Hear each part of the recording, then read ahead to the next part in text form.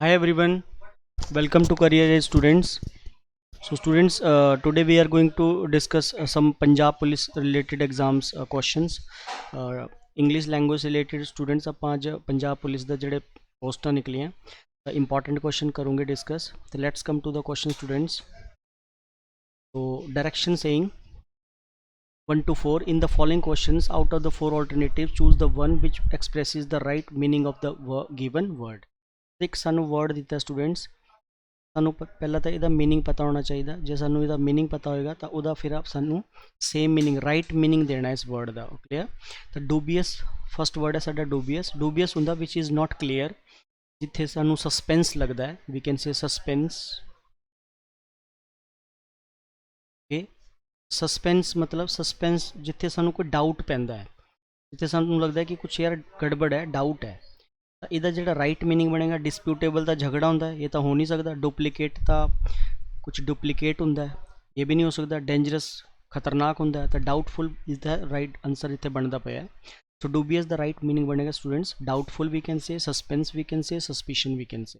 Come to the question number second ये बड़ा important word है स्टूडेंट्स पंजाब स्टेट के पेपर काफ़ी पूछा जाता है फ्लैबरगेस्टेड इहदा बेसिकली जिहड़ा मीनिंग होंदा स्टूडेंट्स इहदा मीनिंग होंदा सरप्राइज्ड इस वर्ड का मीनिंग होंदा है सरप्राइज्ड या वी कैन से एस्टोनिश हैरान होना जिन्होंने आप कहते हैरान होना क्लियर सरप्राइज बोल सकते एस्टोनिश बोल सकते स्केयर्ड तो डरना होंदा है एम्बेरेस्ड शर्म महसूस करना होंदा ह्यूमिलेटेड भी होई होंदा शर्म महसूस कर डम फाउंडेड द राइट आंसर बनेगा डम की होंदा है बेसिकली डम होंदा जब आप हैरान होंगे तो आप एक तरह से चुप ही हो जाते हैं क्लियर। सो डम फाउंडेड मीनस बेसिकली स्टूडेंट्स हैरान हो जाना वंडर्ड हो जाना वंडर भी बोलते हैं वंडर भी एक वर्ड होंदा है आश्चर्यचकित हो जाना जिन्होंने आप कहते हैं क्लियर।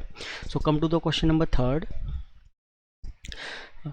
टू फोर तीजा ते चौथा जोड़ा है क्वेश्चन सानू कहता in the following questions out of the 4 alternative choose the word opposite in meaning opposite मतलब सानू एंटोनम्स देना पड़ना antonyms clear. So despair the right सानू दसना पैना स्टूडेंट्स डेस्पेयर बेसिकली की होंदा है डेस्पेयर होंदा है दुख जिन्हों आप कहते सैडनैस जब बंदा ना मतलब बिल्कुल हिम्मत हार जाता है ओके मतलब सैडनैस वी कैन से दुख वी कैन से जब तुसी जब सानू मतलब इंसान इदा सोचता है कि मतलब हुण कुछ नहीं हो सकता है तो फिर इहदा जिहड़ा ऑपोजिट बनेगा बिलीफ तो हो नहीं सकता है विश्वास भी नहीं हो सकता फेथ भी नहीं हो सकता होप बनूगा मतलब हजे भी कुछ आप उम्मीद कर सकते हैं clear. Come to the question number next fourth question एक इडियोमैटिक टर्म टाइप है क्वेश्चन नंबर 4 इन टोटो का जोड़ा मीनिंग होंदा स्टूडेंट्स ये होंदा बिल्कुल स्ट्रेट फॉरवर्ड मतलब कोई भी जिहदे कोई पक्षपात नहीं होंदा straightforward we can say straightforward तो इत्थे आपां ऑपोजिट दे रहे हैं स्टूडेंट्स इहदा जोड़ा ऑपोजिट बनेगा वो की बनेगा इहदा ऑपोजिट बन जाएगा साडा इत्थे partiality partiality would be the right answer partiality होंदा जिथे मतलब पक्षपात होंदा भेदभाव होंदा है मान लो कि तुसी मतलब किसी एक ग्रुप नू फेवर कर रहे हो दूजे नू तुसी कुछ भी नहीं रहे हो तो वो होंदी पार्शियलिटी ठीक है। इहदे लई एक होर वर्ड भी यूज होंदा पार्शियलिटी लई that is also called prejudice prejudice is also use for partiality.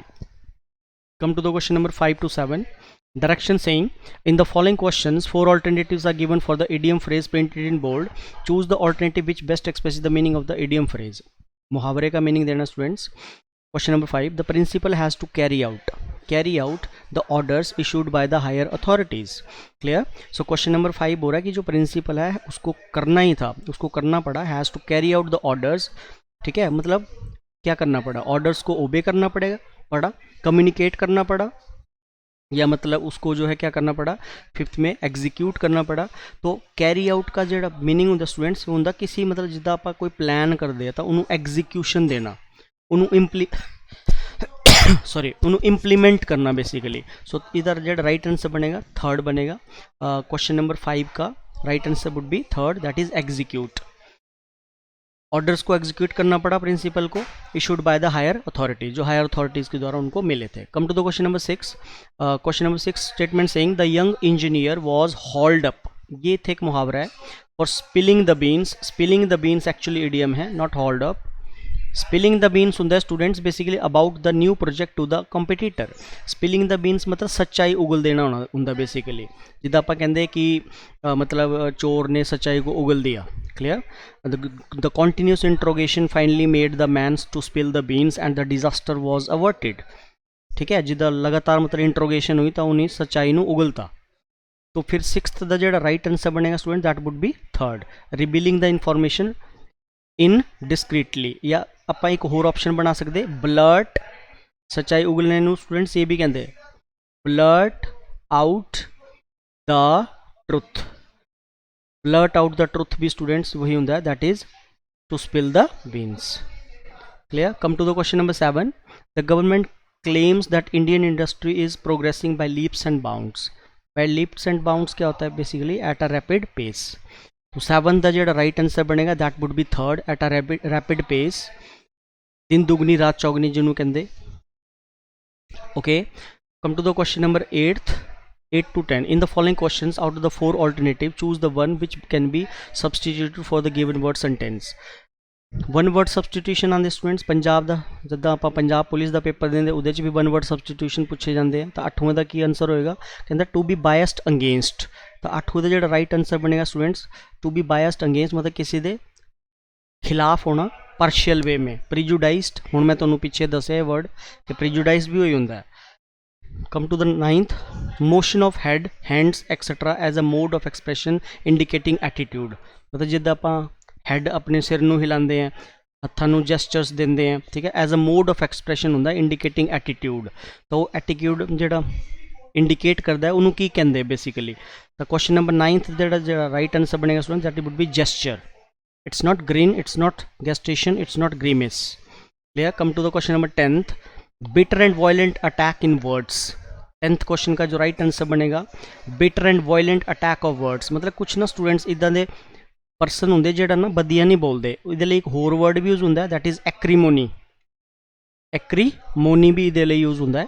एक्री ji root है स्टूडेंट्स, एक्री ये बिटरनेस नूं रिलेट कर दी है, बिटरनेस कड़वाहट। कई लोग होंगे जिदा सवेरे उठते बदिया नहीं बोलते, खिजे रहते 24 घंटे, कड़वा बोलते। कई मेलोडियस बोलते हैं, अच्छा बोलते हैं। तो वो आप वर्ड यूज करते हैं diatribe. Diatribe would be the right answer. Diatribe is bitter and violent, bitter and violent attack in words मतलब शब्दों के कड़वा बोलते हैं, कड़वे वर्ड्स जो बोलते हैं, वायलेंट वर्ड्स बोलते हैं, उसको डायाट्राइब बोलते हैं। Clear. Come to the question number 11th to 13th, direction saying in the following questions 4 words are given in each question out of which only one word is wrongly spelled, find the misspelled word। Spelling आप इतने लभनी है जी। ठीक है, कॉम्प्लाइस ACCOMPLIC ये spelling correct है। कंपनीमेंट ACCOMPANIMENT ये spelling भी correct है। अकम्पलिशमेंट ACCOMPLISHMENT ये भी स्पेलिंग भी करेक्ट है। इतने जी मिसस्पेल्ट वर्ड है स्टूडेंट्स ये चौथा आंसर बनेगा साडा। अकोमोडेशन की स्पेलिंग इतने इनकरेक्ट है, ACCOMM आता है अकोमोडेशन एक्चुअली। तो ये चौथी स्पेलिंग साड़ी गलत है, 3 स्पेलिंग इतने करेक्ट है। Come to the question number 12th and 13। तो 12th का जोड़ा मिसस्पेल्ट वर्ड लभना है स्टूडेंट्स, तो रिप्लेसिंग की स्पेलिंग इतने डायरैक्ट सानू दिखती पई है। रिप्लेसिएबल इज राइट स्पेलिंग है, रिप्लेसमेंट सही स्पेलिंग है, रिप्लेस्ड भी सही है। रिप्लेसिएबल की स्पेलिंग, रिप्लेसिंग की स्पेलिंग इतने गलत है। रिप्लेसिंग की स्पेलिंग सानू पता है REPLACING,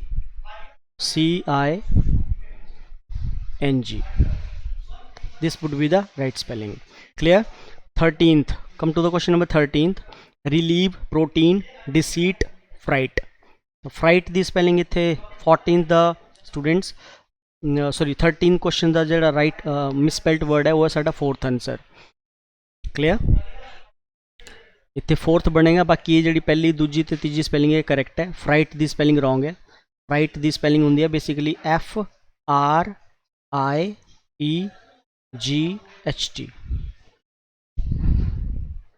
EI होना चाहिए से इतने IE पाया है इन्हें। क्लियर, ता गलत है ये। जाओ जी आगे। In the following questions, a part of the sentence is printed in bold. Below are given alternatives to the underlined part at 1, 2, 3 and 1 2 and 3 ਵਿਚ may improve the sentence, choose the correct.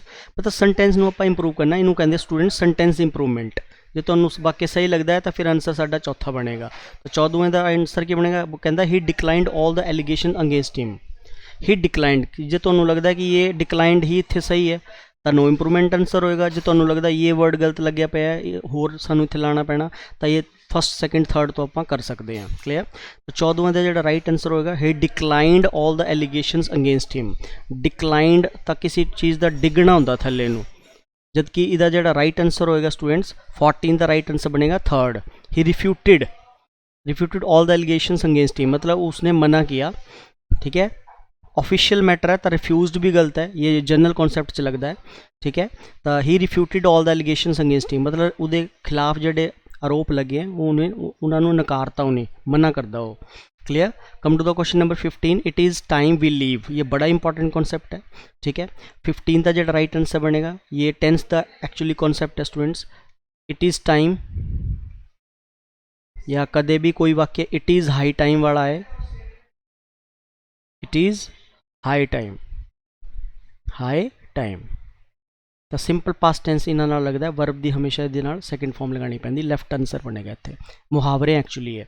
16 we spent an hour discussing about his character. 16 question, 16 का जो right answer होगा we spent an hour discussing about his character. Discuss जी verb है students, इहदे नाल कोई भी प्रपोजिशन नहीं लगती, तो इत्थे राइट आंसर होगा हिज कैरेक्टर। डिस्कसिंग अबाउट कदे नहीं होंदा। डिस्कस डिस्क्राइब दे नाल कोई प्रपोजिशन ग्रामेटिकली नहीं लगाई जाती। Come to the question number 17, in the following question the sentence has been given a active passive voice. मतलब एक्टिव पैसिव वॉइस सानू बनानी पैनी। Clear. Sir nobody has answered my question, हुण नोबडी है ये ऑलरेडी नेगेटिव है, तो 17 का जो राइट आंसर बनेगा that would be second, my question has not been answered by anybody. Nobody anybody चल जाएगा, बाकी ऑप्शन गलत है। My question has been answered by somebody, nobody somebody में नहीं बनेगा, बल्कि ये इत्थे लगांदा ही नहीं पाया, तो ये ता गलत हो गया। Come to the question number 18, the जज delivered the sentence at the court room yesterday. 18 number question, तो 18वें का जो राइट आंसर बनेगा डिलीवर्ड आ गया, सिंपल पास्ट टेंस है। द सेंटेंस ये इत्थे ऑब्जेक्ट है, ये चुकना पैना सानू पहले। द सेंटेंस आ गया पहले, इत्थे भी द सेंटेंस आ गया, लेकिन इत्थे डिलीवर्ड है तो बीन बिल्कुल गलत हो गया। ठीक है, वॉज डिलीवर्ड बाय द जज, वॉज इत्थे बींग लगांदा पाया, गलत हो गया। सिंपल पास्ट बींग लगता नहीं है, कॉन्टीन्यूस बींग लगता है, ये बिल्कुल ही गलत है, मीनिंग है। तो second would be right. The sentence was delivered by the जज at the court room yesterday, क्योंकि बींग नहीं लगाते स्टूडेंट, जे कॉन्टीन्यूस टेंस होता ही बींग लगता है। इतने कॉन्टीन्यूस स्टेटमेंट है ही नहीं है, तो सिंपल पास्ट है, सेकंड फॉर्म लगती पई है।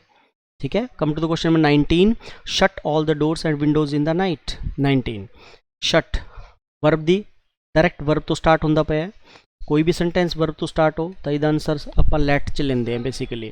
तो 19 का जो राइट आंसर होगा इसका रूल फॉलो होंदा, लैट ते लगदा ऑब्जेक्ट, फिर लगता है बी, तो वर्ब की लगानी पैंदी है हमेशा थर्ड फॉर्म। तो इत्थे बनेगा answer let all the doors and windows be shut in the night. ये गलत है, ये लेट तो बनाता पाया and windows remain shut, remain कित्थों आ गया, गलत है, कट गया। ऑल द डोर्स ये बनना ही नहीं है, लेट तो ही बनना है, लेट वाली पहली ऑप्शन करेक्ट है। Come to the 20, people use computers for various purposes. 20 number sentence, people use आ गया, प्रेजेंट इंडेफिनिट टेंस, इज ए मार्च जाना पैना, इत्थे आर आंदा पाया, सेकंड ऑप्शन एलिमिनेट होगी, हैव बीन च चल गया, फोर्थ फ्यूचर च जाता पाया, एलिमिनेट हो गया। Computers are used, peoples use computers, computers are being used. Okay, being नहीं लगता है क्योंकि प्रेजेंट इंडेफिनिट है, आंसर बनया साडा third, computers are used by people for various purposes. Okay students, so this is all about this first video of Punjab police exams. Clear? So keep in touch with ourselves. See you next video students. Thank you, thanks a lot.